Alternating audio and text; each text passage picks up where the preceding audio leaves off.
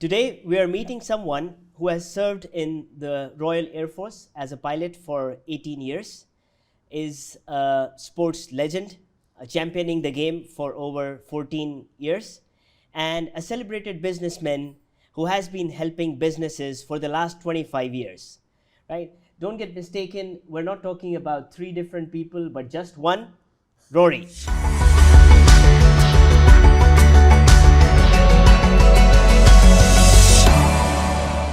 Rory Underwood, welcome to the In Conversation show. Thank you, Mansoor. It's really, honoured to be here, especially your first guest. Fantastic. Thank you for taking out time. Rory, first of all, I'm very curious and interested to know that how can one be so successful in diverse and different domains, right? So you have been, you've served in the Air Force, so that's the military background, and then with sports, right? So rugby legend, certainly. And then finally, with your consultancy work that you're doing in the area of business.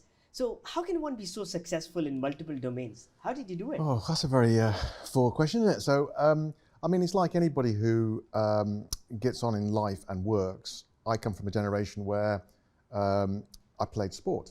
Like there's lots of people that play sport of whatever description as a hobby, as a pastime, either during the week or on weekends. And so for me, I played rugby at my school I went to, which is Barnard Castle School, and that's where I learned how to play rugby.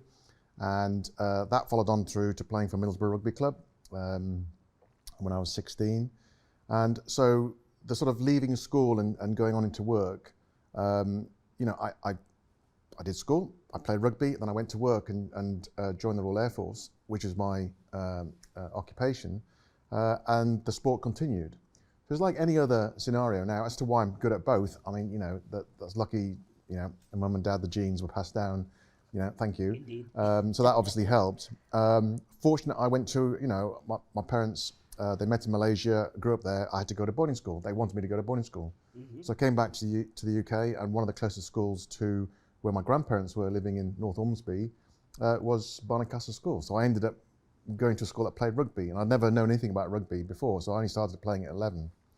So there's a bit of fortune there. And I've always been quick, my mother's genes, especially on my mother's side.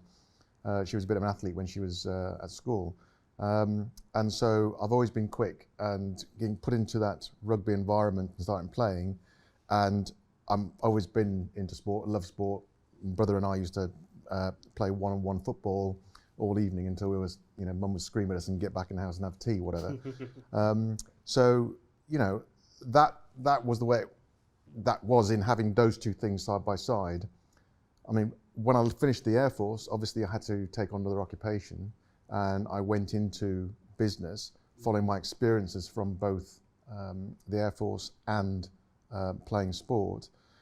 Also, the catalyst of this all was I'd been asked to do various speaking engagements and doing keynote speaking, etc. And I did a 3-year ground tour in the Royal Air Force, which was looking at crew resource management, which is basically human factors. Mm-hmm. So that human factors element really was a catalyst for me looking at taking it on to the next level with regards to consultancy. How can I help teams? How can I help businesses? And so that was the link in coming out of the military and going into civilian world. And so using my expertise, my knowledge, my experience, my lessons I've learned, all that, stuff that we get stuck away in our brains somewhere, I use that to help me start a business and go into business and try and create a package and a proposition that was suitable, understandable, and trying to be successful in trying to build a business based on those experiences. So the 3 haven't been done at the same time, albeit 2 were, but the 2 that I started with the Air Force and the rugby, obviously paved the way for me to go into business. And, it's one of my sort of tenets always been there's pros and cons to everything. Being somebody that's recognised and is known is definitely a pro because you get indoors and whatever, but you've still got to prove that you're have the ability to be able to deliver, etc., and show results. And so sometimes it can be a con because people sort of assume certain things, just assume you're going to be a motivational speaker and that's it. And just do performance from a sporting perspective, of which obviously I'm not. I'm in the business area. And so there's always pros and cons from that point of view. But, you know, I suppose you need a psychologist, you need a performance, you know, expert and all that sort of stuff to pick out all the bits and pieces why people like us have some success and are able to carry it on and through. But it's not been plain sailing. It's not been sort of bang, it happens, success. I mean, I've been doing it for 25 years and I haven't made millions yet. So there's still a long way to go. But I'm enjoying doing it at the moment. Great. That's so interesting, Rory. And they say that, you know, your profession and passion should be the same. I mean, ideally speaking. Right? Yep. So I know that when you served as a pilot in the Royal Air Force, that's the day job, right? And then in the evening you started this as a hobby, playing rugby, right? So do you believe in this notion of passion and profession? Can they be same or they can be different on different tangents, and at the same time you can carry them together for long? I mean, you've successfully done it, but yeah. What do you think? Well, for me, I suppose my passion was to fly. And when I was going backwards and forwards between Malaysia and the UK when I went back on holiday, that's what sparked my interest in flying. And then went to school, joined the CCF, the Combined Cadet Force, joined the Air Force section, went to camps, went flying, and that's drew me in. And so my occupation was flying jets. And so, you know, a passion of flying and doing that occupation was one and the same. The rugby, it wasn't so much a profession because obviously it wasn't a professional game in those days. But all those lessons I've learned and going into the business I'm doing now, you know, business is, as anybody knows, you know, running a small business is hard work. It's, you know, you've got to constantly be on it, thinking about it and thinking the next thing. I've got a small team of people that work for me and I know I'm responsible for them. Would I do this week in, week out if I was just good at it but didn't have the passion for it? Possibly not, you know. I suppose from my perspective, the ideal situation is to be passionate about something and it is a profession for you, and you have the two combined, it obviously makes lives so much easier. There are some people that do one or the other, but without a doubt, if you can combine the two, it does help. Brilliant. That's a fantastic insight talking about that.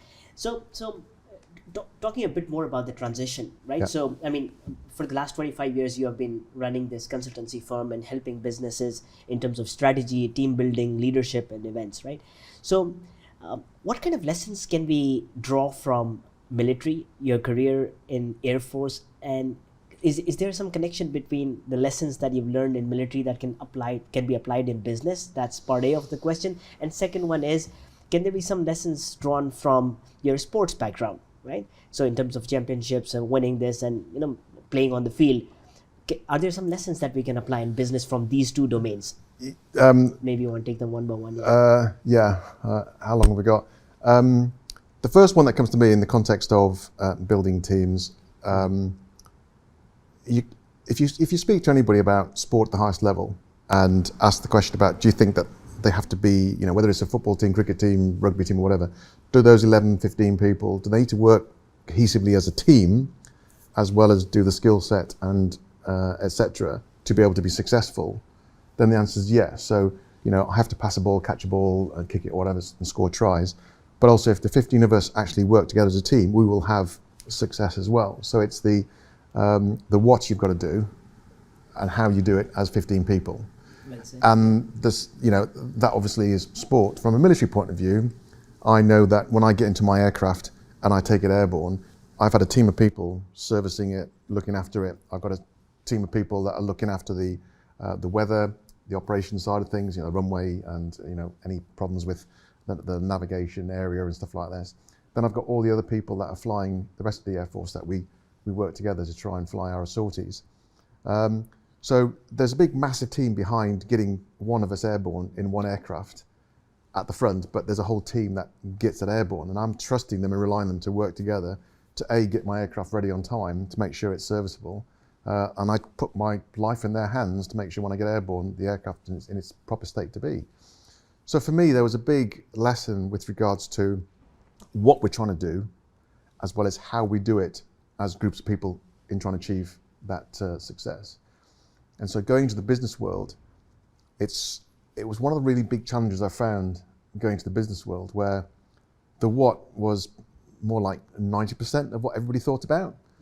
And if they didn't succeed, there were questions asked, and invariably it was, well, they're not a very good team, or the how they worked together was the bit that they sort of was an afterthought, or at least if the team needs to have a bit of team building, well, we'll just go to the pub and have a few beers, and that should sort it all out. Whereas, you know, the amount of time and effort that we put into training in both in rugby and in the Air Force to get that, and it's not just team spirit and esprit de corps, it's also the mechanics and the dynamics of how individuals interact with each other to make them the best team possible to actually deliver what you want to do. And for me, one of the things that I learned very early on when I came into the world of business was that the Yankee dollar speaks very loudly. So when you ask people, you know, how do you measure if somebody's high performance, invariably it's going to be attached to some monetary measurement whatsoever. Reinforcement. Yeah, and so is that a successful team? Have they made money? Have they exceeded the money? They're a high performance team. To me, that says, yes, they've been successful from a monetary perspective, but how does that tell you whether the team have been high performance? So one of the questions that very quickly came into my mind is, your success of your team, is that because you're actually working as a team, or in spite of you working as a team, is one of the challenges I challenge business to think all the time. And it's an area that people find very difficult to answer that question. So, you know, measuring it from a monetary point of view, and don't get me wrong, I'm not saying don't do it, I'm saying it's a factor, and it's what you do, yes, but so is the how. So when I came out, one of the biggest challenges I had was trying to engage people, for them to get to understand the what is important, but so is the how. Yeah, well said. Beautiful. Right. In terms of business domain, right? So on the note that you just mentioned about high performance, right? So I want to know from you, Rory, that is it more difficult to convert a mediocre performer to high performer, or is it more difficult to coach or mentor a high performer to fly even higher? Which one of these two is more difficult, mediocre to high or high to super high? What do you think from sports background? Yeah, as well I as mean, in it's the business world? interesting because when you've got somebody sort of in the middle of the pack, they've got so much potential, and obviously trying to unlock that is a difficulty. You could argue if you're talking to a high potential, they're obviously finding that, and the psychology of it there, or it may potentially be because they just find it easy. There are some people like that. You know, in sport, we come across a lot of examples of they've got more talent in their finger than I have in my body, and yet they haven't actually used that potential. And so part of it that psychologists will talk about this, and performance experts will talk about it, you know, a lot of it is the top 2 inches, the mentality of it. So there are plenty of people who've got skill and talent, but if they don't have that psychological drive, ambition, desire, resilience, etc., and there's loads of other ones you can label on there, then they'll never actually achieve what they can do.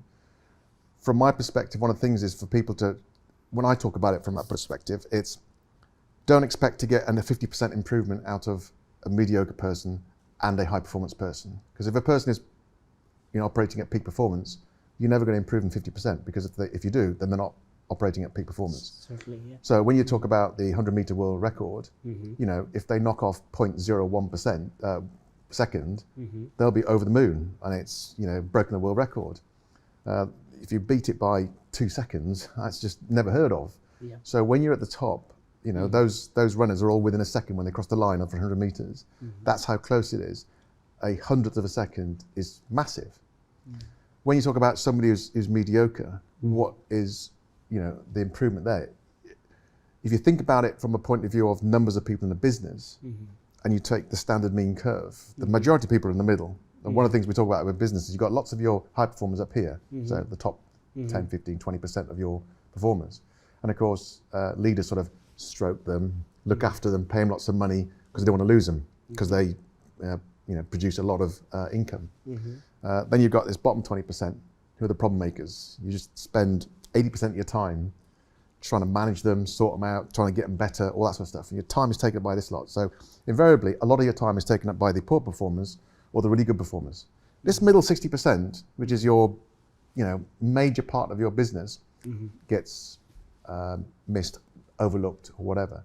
And yet you could argue if you actually got 1%, 5% improvement across that 60%, actually the whole business would move. Yeah. So one of the things Fantastic. I get challenged leaders to think about is where you're spending your time with your performers. Yeah. Now, I'm not advocating the GE sort of bottom 10% get rid of, but there's an element of thinking if you can't, you can't spend years and years and years with the bottom performers. You've got to give them, you've got to try and get them to improve, change their role, change their tasks, give them a different job to do, whatever. But if it doesn't work, then you've got to get rid of them because you're wasting your time with that. Yeah. This middle people, that's the one that have so much potential. If you can increase that. Now, whether you can make them into high performers and peak performers, some of them may do. But if you could get even a small percentage across the whole 60%, then the business would massively improve. I didn't know this. You were also a statistician at the same time, right? So with this middle percent and mean, and then 10% here, and then 60% in this, right? But this is fantastic. I mean, in terms of the learning curve, it resonates well. In terms of the discussion between this, taking this further.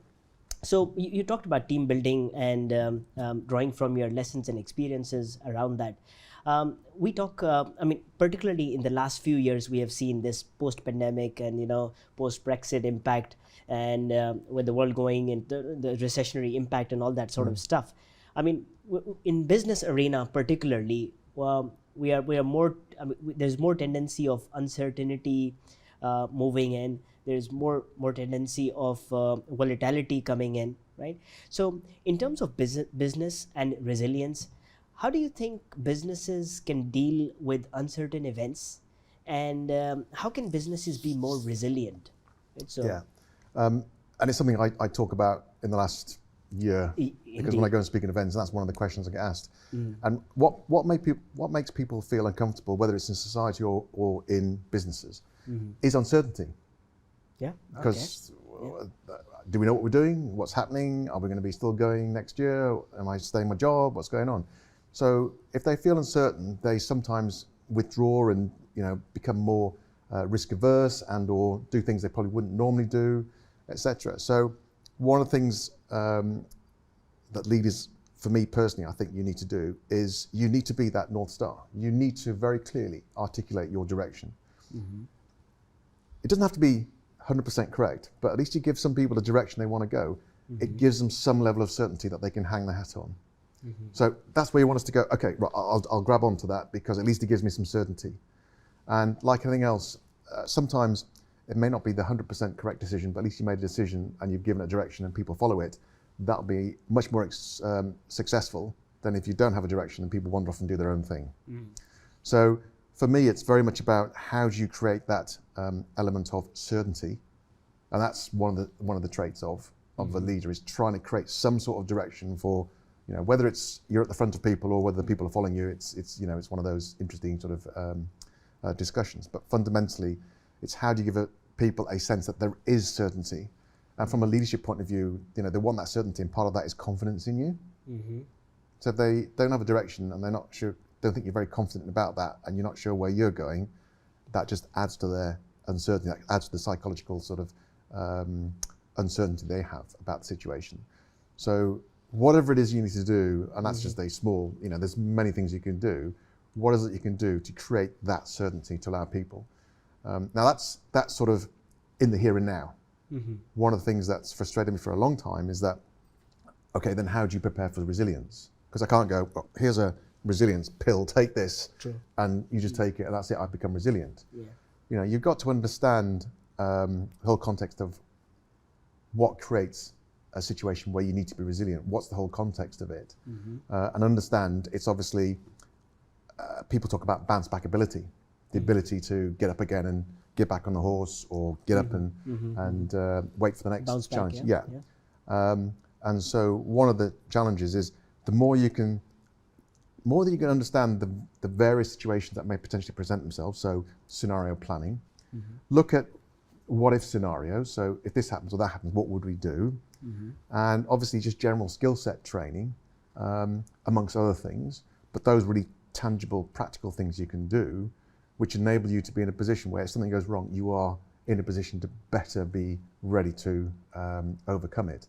So from us, if you take sport and you take the military, the military, one of the reasons why we have so many SOPs and people think is because we're trying to simplify it as much as possible, so that if anything happens, we know exactly what's going to we need to refer to. So what the process is or procedure or checklist or whatever. So quite the opposite. SOPs, I mean, people generally consider it's more to complicate things rather than to simplify them. Well, obviously it Be it depends on COVID protocols you or know, otherwise inside the well, organization. Yeah. yeah.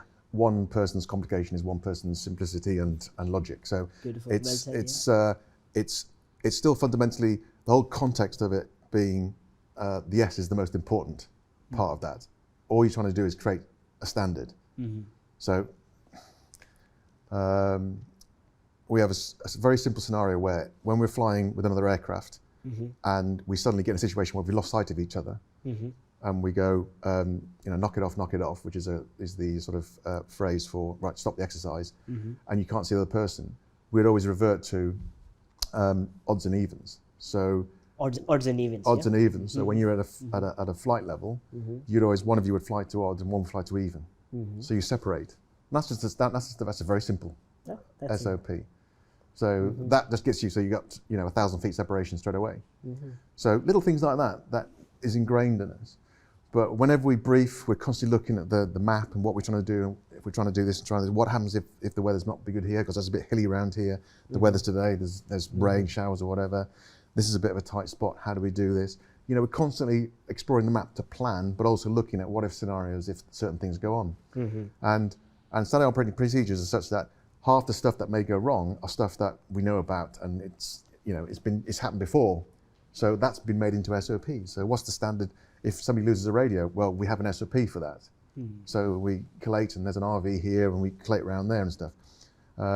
Okay, as youngsters coming through flying training and coming through the squadron, some of the older sages will start briefing. It's like, okay, so right, Mansoor, what's going to happen if one of your colleagues in the other aircraft has a problem? They have lost one of their engines. What are you going to do? And you sort of, so they're constantly asking you questions, challenging your mind to think about what would you do if this happened, this scenario. So they're obviously passing on their knowledge.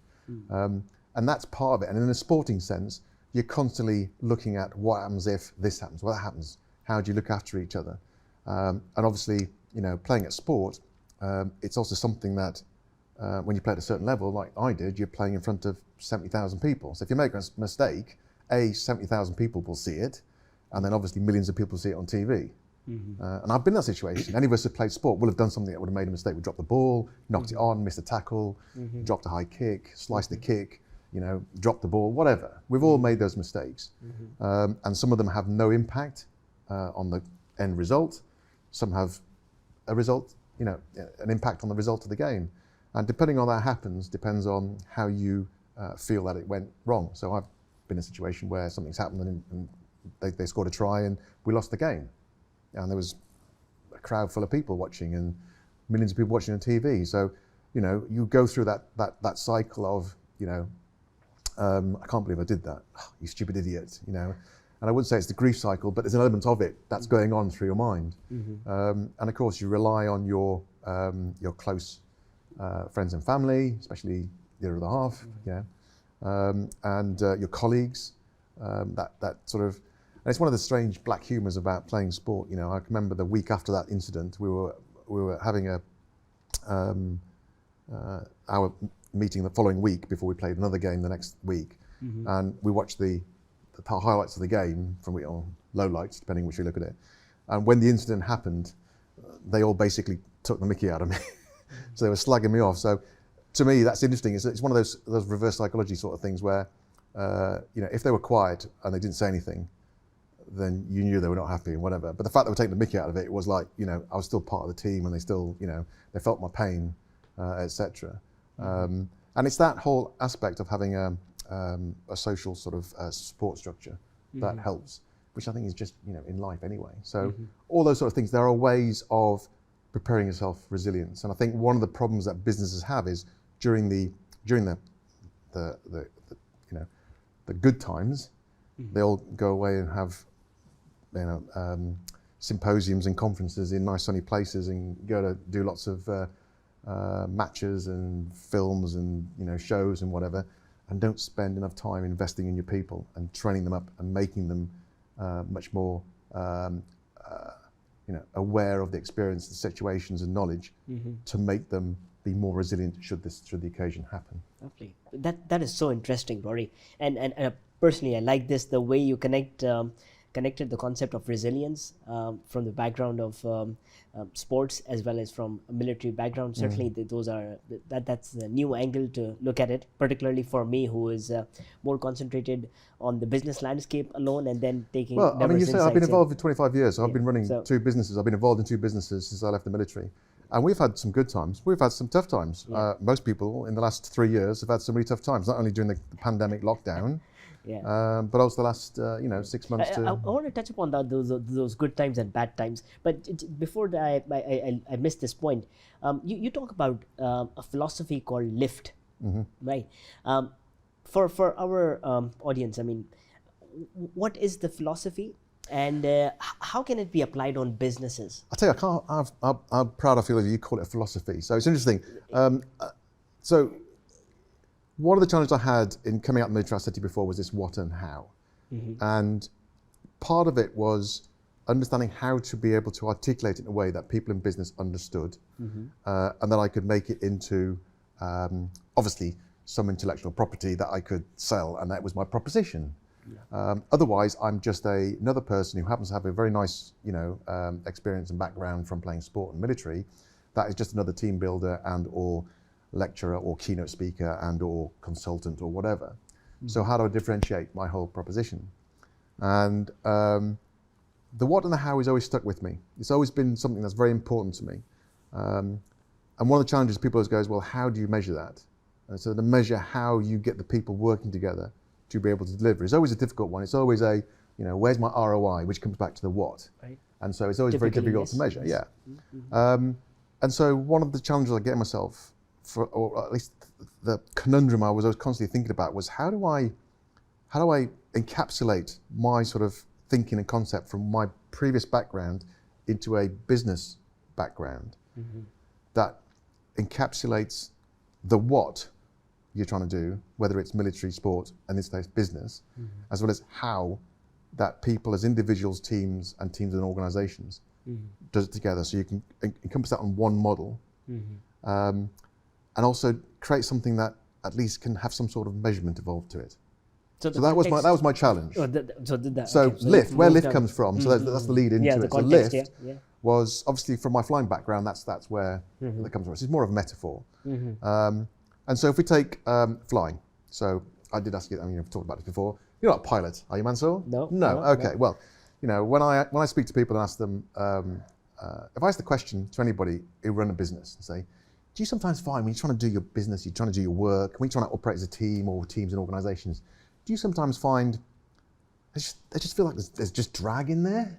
And I guarantee you, people will, I guarantee virtually 99.9%, I'll have to say 100, 99.9% people are going, yeah.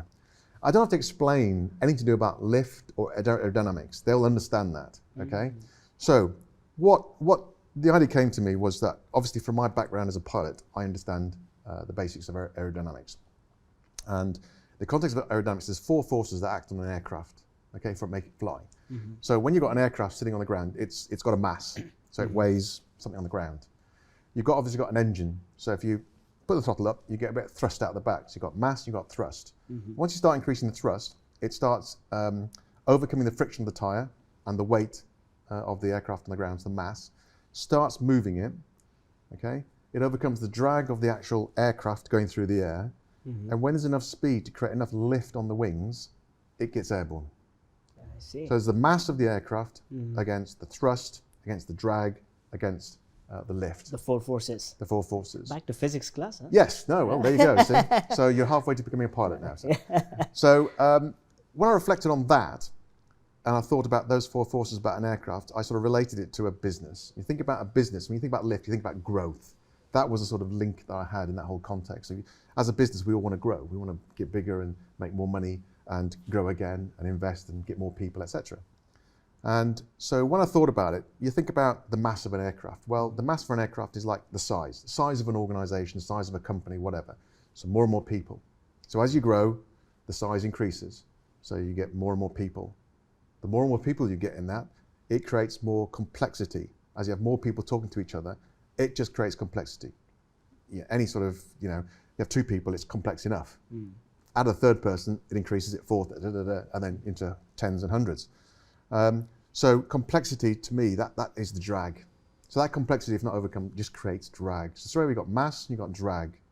Now for me, the more people have in a business, the more people that are talking to each other, the greater that they understand the commercial aspect of your business, what you're trying to do, then that overcomes the size. Now with all the complexity that goes on, so the more people you have, the more processes, the more systems, the different locations, to overcome that, you need to have the sort of cultural team working. If that gets right, that tends to help overcoming the drag. So if you take the drag and the mass, I put those together as drag, just generally, just keep it as a simple connotation. And then for that lift, which is commercial awareness, so the what you're trying to do. So commercially, are people aware? Because the number of businesses I go into where they know what their job is, but they don't really know, they sort of know what the title is, but they know what they do. I don't know what that department does. The number of businesses I go into where people don't exactly know what each other does. So that commercial awareness is obviously going to be low. And their understanding of what each other does and how it impacts on the business and strategy. Fantastic. And then the whole cultural thing about teamwork, as I said before, the how is just let's go to the pub and get a few drinks. It always stemmed from, why is it that we as humans and businesses and teams or whatever just assume that if there's a problem, a situation, a scenario, a project, initiative, whatever, let's just throw 6 people at it and they will automatically work as a team. It doesn't automatically happen. You've got to work at it. To be the best rugby team in the world, you've got to work at being part of a team, of how you work together and what you've got to do. All that takes effort. Lovely. And so that cultural awareness is part of it. So that's the lift. And so you change the aircraft for a business, and the same thing applies. So you've got drag, and there is just drag. You have all these sort of things. Do you understand what your drag is? Do you know what's creating that drag? So therefore, how do you overcome that drag? And then from that point of view, the more you can overcome drag, you obviously make it easier for you to create lift, but also if you can identify anything that creates more lift, then that makes life easier. Lovely. I mean, from a flying perspective, designers are trying to design aircraft to be as efficient as possible, not only in the way they fly through the air, but also with the engines. So they're constantly looking for efficiency. They're trying to reduce drag and create more lift, if not energy. Lovely. So that's Fantastic. the lift concept. Well explained.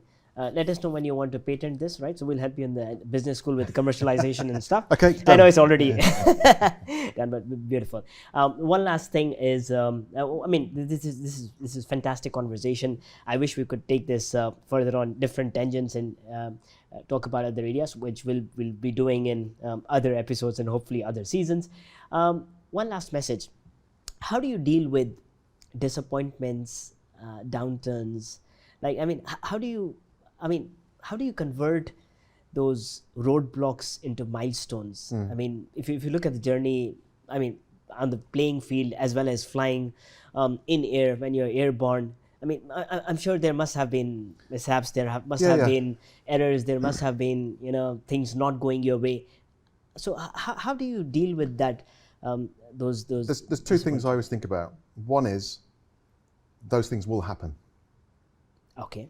So if you are trying to achieve something, create something, do something, be the best you can be, mistakes, mishaps, scenarios that go against you, fastballs, whatever you want to call them, they will come. So to recognize them first? Well, not even that, just acknowledge at some point they will come. Okay. People just assume I'm invulnerable, nothing will happen to me, I'll just go. And when it hits them, it's like, oh my God, what do I do now? So the first thing is, accept that it will happen. You will make a mistake. You will do things wrong. You will do something you regret. You will have something fastball. Somebody will come and throw a fastball at you. This will happen. Your client will decide to change their contract and go somewhere else. Last minute. Whatever it is, something will happen. It's very, very, if you speak to anybody in the world, they'll always tell you that something that didn't go the way they planned it to. So that's the first thing. If you accept that, then you are in the realms of accepting that something may go wrong. So if it does, you are half ready for it. Okay, so that's a psychological aspect. The second thing is, if it does happen and you know it's going to happen, the point is, what do you do with that? What do you do with that learning?